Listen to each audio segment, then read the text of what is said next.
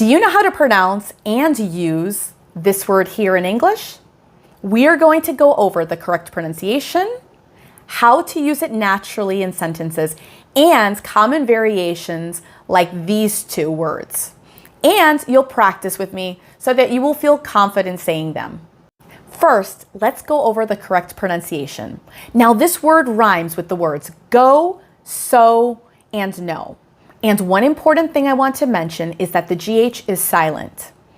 So the tricky part here is really going to be that TH sound, which we will work on in just a second. The word is pronounced though, though,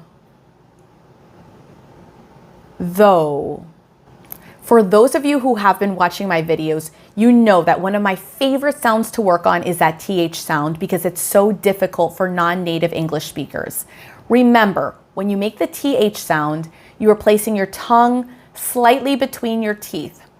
For the word though, you're going to push out air and use your voice. This is a voice TH sound. Though. Though. We also have that long O sound. Round your lips. O. O.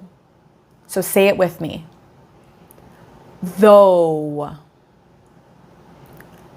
Though.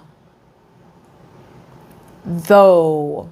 We're going to say it faster now. Obviously, I'm exaggerating the sound so that you can really see what is going on with my mouth. Though. Though. Though. So what does though really mean? Though is going to be a word that is used to show contrast, something surprising or different from what you would expect. It's similar to the words but and however. Let's look at some examples. We could say, it was raining. We went outside though. So if it's raining, the last place you want to be is outside getting wet. But we're saying in spite of the fact that it was raining, we still went outside. It was raining, we went outside though. Now let's say that you got a new job a week ago. You're meeting up with a friend and your friend asks you, how's the new job? You could say, I like the job. It's stressful though. So it's a good job, you're happy there, but in spite of the fact that you're happy, it's still stressful. Now let's imagine that you had a long day at work, you just got home and you receive a phone call from a friend and the friend asks you to help them move something. You could say, I'm tired, I'll help you though. Maybe you just left the movie theater and watched a long movie, a longer movie than usual. You could say, that movie was long, it was good though. So in spite of the fact that it was longer than you expected or longer than usual, it was a good movie. Now something to point out is that Americans very often use though at the end of a sentence. This way it sounds natural and casual.